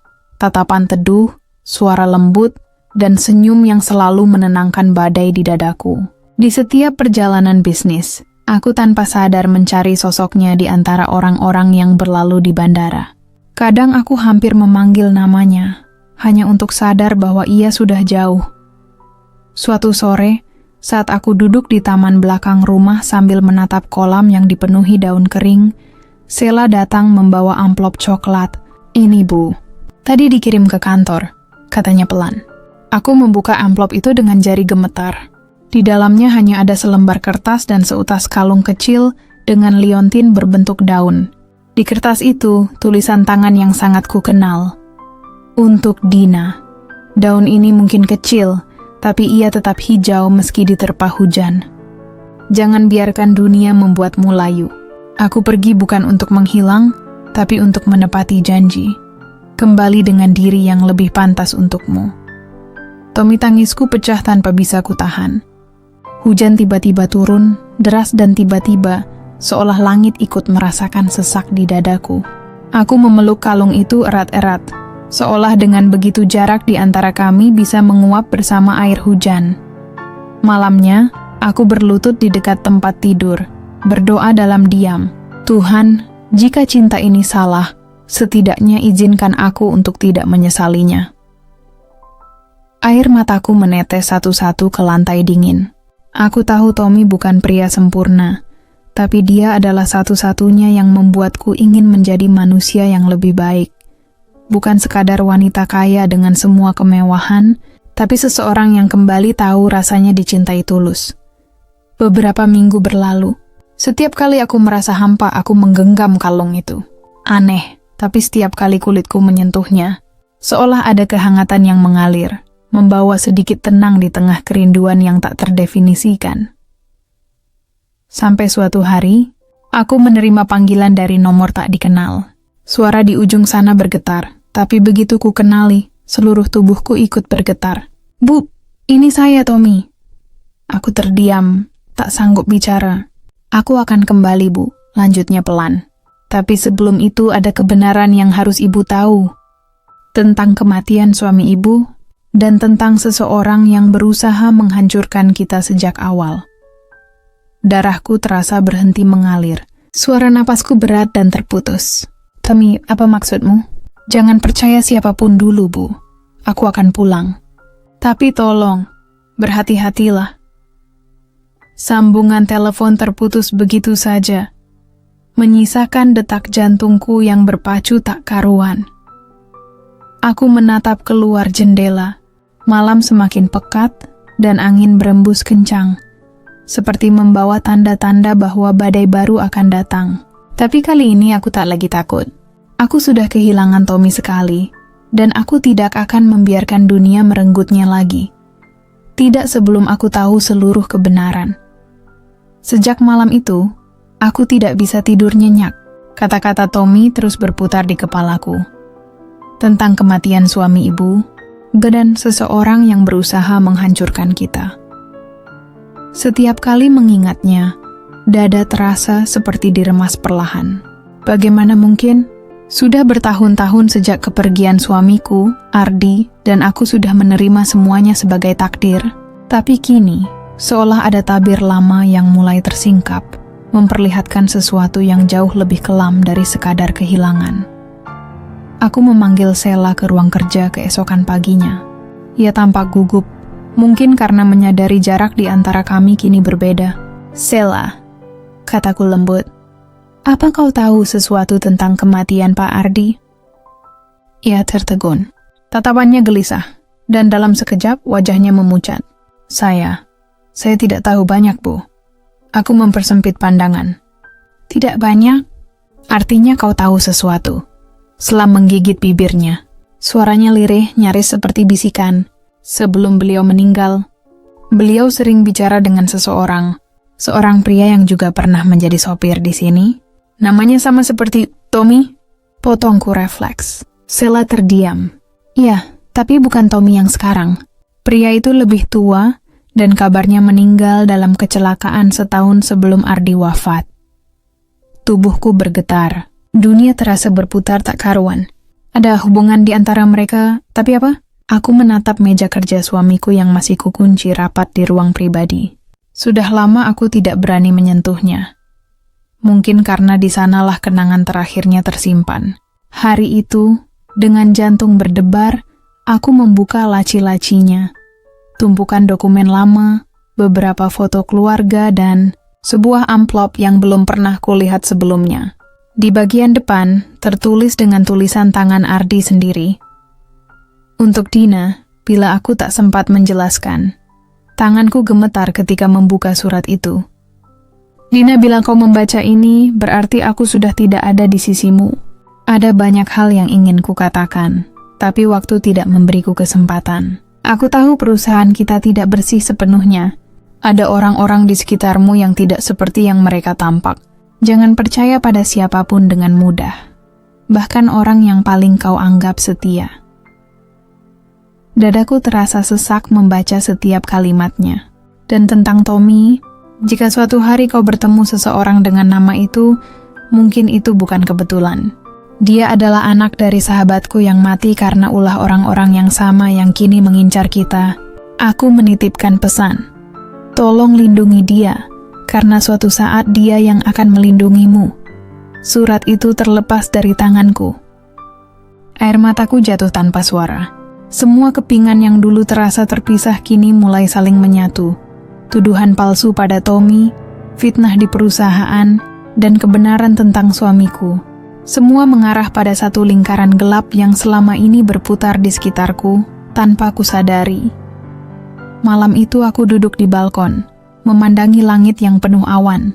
Hujan turun pelan, seperti bisikan dari masa lalu yang kembali memelukku. Aku memegang kalung daun pemberian Tommy. Kini terasa jauh lebih berat dari sebelumnya. Seolah menyimpan makna yang belum sepenuhnya kupahami. Tiba-tiba ponselku bergetar. Nomor tak dikenal lagi. "Dina." Suara di ujung sana bergetar, namun kali ini tegas. "Aku sudah tahu siapa yang menjebak kita. Tapi aku butuh waktu. Jangan percaya siapapun, terutama mereka yang mengaku melindungimu." Suara Tommy terdengar tergesa, penuh kecemasan. "Tommy, kau di mana?" "Hanya percayalah padaku. Aku akan datang saat semuanya siap." Sambungan terputus, menyisakan aku yang menatap langit malam dengan dada berdebar. Untuk pertama kalinya, aku merasa cinta kami bukan sekadar kisah dua hati yang terpaut, tapi benang merah takdir yang disulam sejak lama, antara cinta, pengkhianatan, dan kebenaran yang siap menghancurkan segalanya. Hari-hari berikutnya berjalan seperti kabut yang enggan sirna. Aku tetap tersenyum di depan karyawan, menghadiri rapat, dan menandatangani berkas-berkas seperti biasa. Tapi di balik semua itu, pikiranku terus bekerja dalam diam, menyusun kepingan-kepingan misteri yang mulai membentuk wajah kebenaran. Surat dari Ardi belum lepas dari tanganku. Setiap kalimat di dalamnya terasa hidup, seolah suamiku masih berbicara kepadaku melalui tinta yang sudah memudar. Jangan percaya siapapun. Kalimat itu kini menjadi gema yang menuntunku. Dan semakin aku memperhatikan, semakin aku sadar. Pengkhianatan itu tidak datang dari luar, melainkan dari dalam lingkaranku sendiri. Beberapa kontrak perusahaan disetujui tanpa sepengetahuanku. Dokumen ditandatangani atas namaku, tapi aku tahu bukan aku yang melakukannya. Sheila mulai sering menghindar, dan bahkan asisten keuangan tampak gelisah setiap kali aku muncul. Di tengah kekacauan itu, aku menerima pesan singkat tanpa nama. Datanglah ke taman belakang restoran tua dekat pelabuhan, pukul 8 malam. Sendiri. Aku akan jelaskan semuanya. Aku tahu siapa pengirimnya. Tommy. Dan tanpa pikir panjang, aku pergi. Malam itu hujan gerimis. Lampu jalan berpendar lembut, menciptakan bayangan panjang di sepanjang trotoar. Aku mengenakan mantel panjang dan syal abu-abu, menutupi wajah dari pandangan orang-orang. Restoran tua itu nyaris sepi, hanya suara ombak dan gemericik air yang terdengar di kejauhan. Tommy berdiri di bawah pohon flamboyan, mengenakan jaket hitam. Wajahnya tampak lebih tirus, tapi tatapan matanya tetap sama, hangat, sekaligus menyimpan luka yang dalam. Aku tahu ini berbahaya, tapi aku tidak bisa diam lagi, katanya perlahan. Orang yang menjebakku, yang membuat semua bukti palsu itu, adalah orang yang dulu bekerja untuk suamimu. Aku terpaku. Tapi dia sudah meninggal, kataku dengan nada tak percaya. Tidak, Dina, ucapnya tegas. Dia hidup, dan dia kembali ke perusahaanmu dengan nama baru. Sekarang dia menjadi salah satu direktur keuangan yang paling dekat dengan Sheila. Aku menutup mulut, menahan napas yang hampir tersengal. Semua mulai masuk akal. Laporan keuangan yang janggal, transaksi tersembunyi, bahkan kecelakaan yang menewaskan Ardi. Semua adalah permainan panjang. Aku menyelidiki semuanya, lanjut Tommy. Dan yang lebih mengerikan, uang yang mereka ambil bukan sekadar untuk keuntungan pribadi. Ada jaringan yang lebih besar di baliknya. Mereka menggunakan perusahaanmu sebagai jalur ekspor gelap. Aku menatapnya, mata kami saling terkunci. Kenapa kau lakukan ini, Tommy? Kau bisa saja menjauh, melupakan semua. Ia menatapku lama, matanya lembut namun penuh api. Karena aku tidak bisa membiarkanmu sendirian di dunia yang memangsamu pelan-pelan. Aku mencintaimu, Dina, bukan karena kau majikanku, tapi karena kau satu-satunya alasan aku bertahan. Kata-kata itu menghantamku seperti gelombang pasang. Di tengah gelap dan ketakutan, ia masih sempat menyalakan cahaya kecil untukku. Aku menatapnya dengan mata yang mulai berkaca-kaca. Tommy, kalau semua ini benar, kita sedang melawan sesuatu yang jauh lebih besar dari kita. Aku tahu, katanya lirih. Tapi bukankah cinta selalu tentang dua orang yang berani melawan dunia, meski tahu bisa hancur di tengah jalan? Hujan turun semakin deras, membasahi wajah kami. Tapi entah kenapa, di tengah dingin itu, aku merasa hangat. Untuk pertama kalinya setelah sekian lama, aku tak lagi takut pada kebenaran. Karena di sampingku ada seseorang yang bersedia berdiri, bukan karena kewajiban, tapi karena cinta yang tumbuh dari luka yang sama. Aku menggenggam tangannya erat. Kalau begitu kita hadapi bersama. Aku tidak akan mundur lagi. Tommy mengangguk. Malam ini baru permulaan, Dina. Besok segalanya bisa berubah. Dan di bawah langit yang menangis, kami berdiri berdampingan, dua hati yang terluka, tapi masih cukup kuat untuk saling percaya. Pagi itu langit Jakarta tampak seperti kaca retak. Sinar mentari muncul samar di antara awan kelabu, seolah ikut menahan napas atas apa yang akan terjadi. Aku berdiri di depan cermin menatap wajah yang terasa asing. Ada keberanian di sana, tapi juga ketakutan yang menempel di kulitku seperti bayangan. Di meja rias tergeletak dua benda yang membuat jantungku berdebar. Kalung daun dari Tommy, dan surat terakhir Ardi. Dua laki-laki, dua cinta dalam bentuk yang berbeda, dua masa yang kini bertabrakan di satu waktu. Hari ini, aku dan Tommy berencana menghadapi Dewan Direksi. Mengungkap bukti kejahatan yang selama ini tersembunyi di balik keanggunan perusahaan yang kujalankan dengan darah dan air mata. Semua yang kusimpan rapat-rapat akan dibuka. Tidak ada jalan kembali. Saat aku turun ke halaman rumah, Tommy sudah menunggu di mobil. Ia tampak tenang, tapi sorot matanya menyala seperti bara yang ditutup kain basah. "Kau yakin siap?" Tanyanya pelan. Aku menarik napas panjang. Aku tidak pernah merasa siap untuk kehilangan segalanya, tapi lebih menakutkan lagi kalau aku hidup dalam kebohongan. Ia tersenyum kecil. Senyum yang menenangkan tapi juga menyakitkan. Apapun yang terjadi nanti, jangan lepaskan tangan ini. Kami tiba di kantor tanpa banyak bicara. Ruangan rapat terasa dingin, dipenuhi wajah-wajah yang selama ini kupanggil teman dan rekan. Di tengah mereka duduk Sheila, dengan ekspresi gugup yang tak bisa disembunyikan. Aku membuka berkas satu persatu, menunjukkan alur dana, dokumen palsu, dan rekaman yang dikumpulkan Tommy selama berbulan-bulan. Suasana berubah tegang. Tatapan tajam mulai berpindah dari satu wajah ke wajah lain hingga berhenti pada satu sosok, direktur keuangan yang selama ini paling vokal membelaku. "Pak Hermawan," kataku dingin. "Anda ingin menjelaskan mengapa tanda tangan Anda sama persis dengan yang ada di laporan manipulatif ini?" Ruangan langsung hening. Pria itu menatapku, lalu tertawa pelan. "Kau pikir dengan membuka semua ini kau akan selamat, Dina? Dunia kita tidak sesederhana cinta kecilmu dengan sopir itu." Kata-katanya membuat darahku mendidih. Tapi sebelum aku sempat menjawab, Tommy melangkah maju. "Bapak mungkin lupa. Cinta kecil itu yang membuat kami cukup berani melawan permainan kotor seperti ini." Hermawan memutar kursinya, lalu menatapku tajam. "Kau pikir Ardi mati karena kecelakaan? Tidak ada yang kebetulan dalam bisnis Budina. Dan kalau kau terus menggali, kau akan bernasib sama." Ancaman itu menampar batinku keras-keras. Sekejap ruangan terasa berputar, dan seolah udara menghilang dari paru-paruku. Tapi di tengah gemetar itu, aku melihat Tommy, berdiri di sampingku, tegak, tanpa gentar sedikit pun. Tangannya menyentuh punggungku perlahan, memberi keberanian tanpa suara. "Sudah cukup, Pak Hermawan. Permainan Anda selesai. Semua bukti sudah kami serahkan pada pihak berwenang," katanya tegas. Hermawan menegang. "Kau pikir polisi akan percaya? Siapa kau?" "Hanya sopir bayaran." Tommy menatapnya lurus. "Anak dari orang yang kalian hancurkan bertahun-tahun lalu." Ruangan itu meledak dalam keheningan. Aku menatap Tommy dengan mata membesar.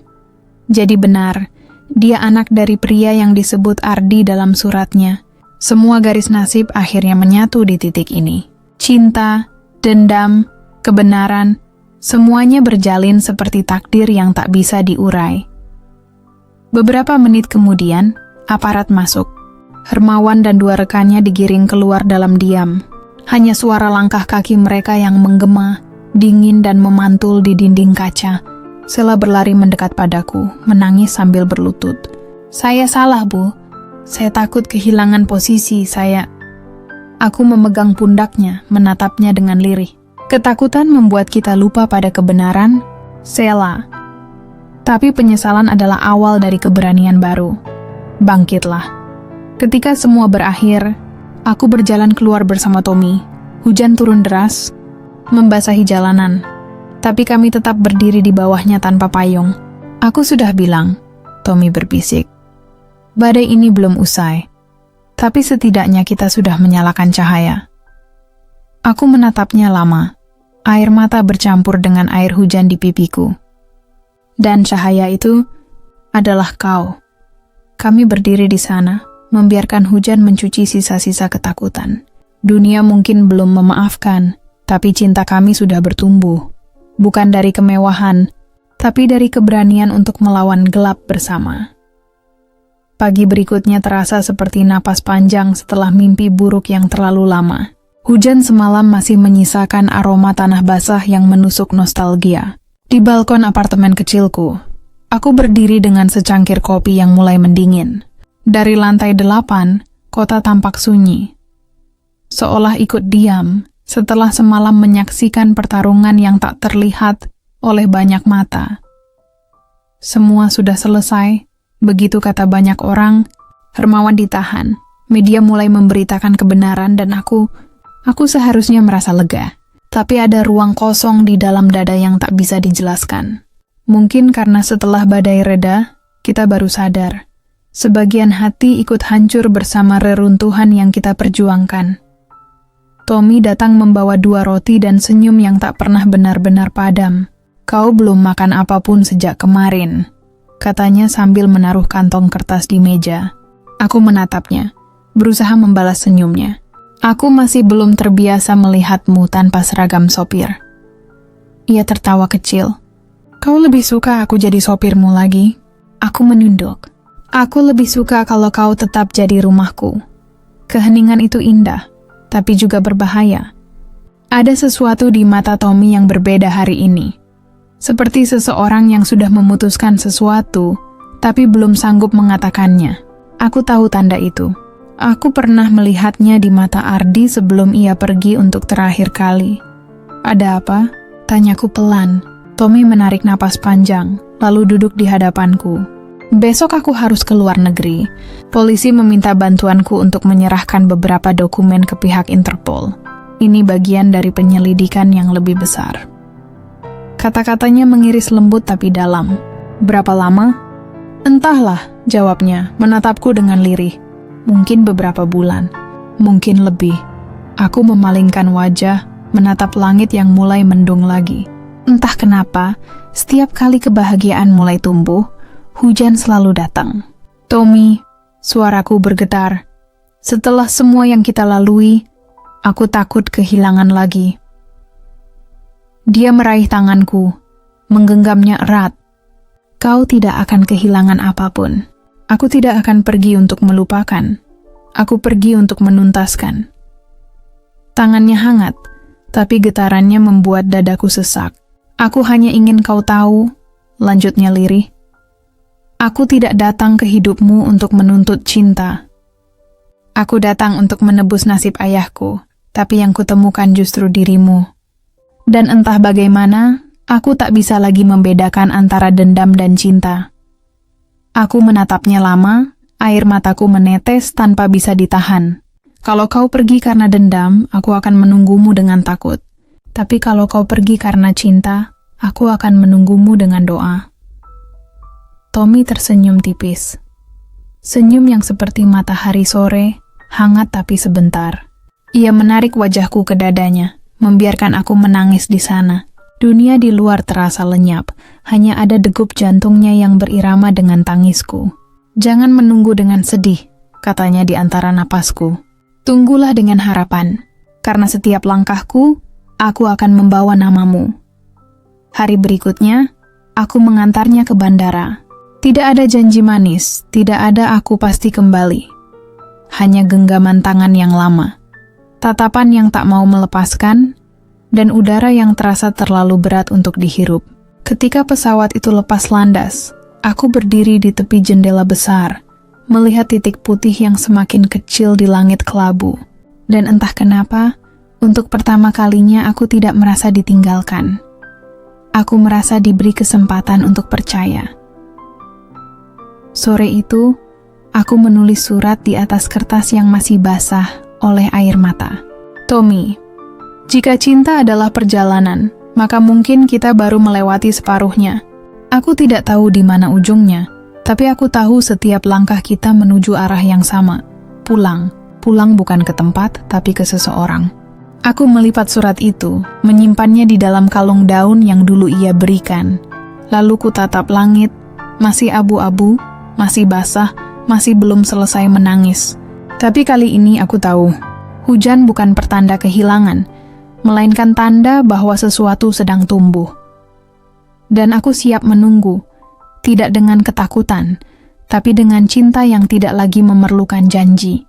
Karena cinta sejati tidak perlu dimiliki untuk bisa tetap hidup. Ia hanya perlu dipercaya, seperti langit yang terus menangis, tapi tak pernah berhenti menyinari bumi setelahnya. Jika kalian pernah menunggu seseorang yang tak pasti kembali, bagaimana kalian menjaga hati agar tetap hangat? Kadang cinta datang tanpa rencana, bukan untuk dimiliki, tapi untuk mengajarkan arti ketulusan. Dina dan Tommy, dua hati dari dunia yang berbeda, namun dipertemukan oleh nasib, lalu dipisahkan oleh tanggung jawab dan kejujuran. Tapi bukankah cinta sejati memang tak selalu harus berakhir bersama? Kadang ia hanya ingin kita mengerti bahwa yang penting bukan siapa yang tetap di sisi, tapi siapa yang tetap di hati, meski telah pergi jauh. Dan kini, hujan yang dulu jadi saksi, kini menjadi doa yang mengiringi langkah mereka masing-masing. Karena cinta yang tulus tak pernah hilang, ia hanya berpindah tempat dari genggaman tangan ke dalam keheningan doa. Nada suara turun, lebih hangat dan menyentuh. Kalau kisah ini menyentuh hatimu, jangan lupa tinggalkan komentar.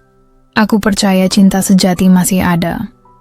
Klik tombol subscribe, nyalakan loncengnya, agar kamu tak ketinggalan kisah-kisah cinta berikutnya yang penuh emosi, luka, dan keindahan. Karena di setiap hujan, selalu ada cerita yang menunggu untuk kau dengarkan.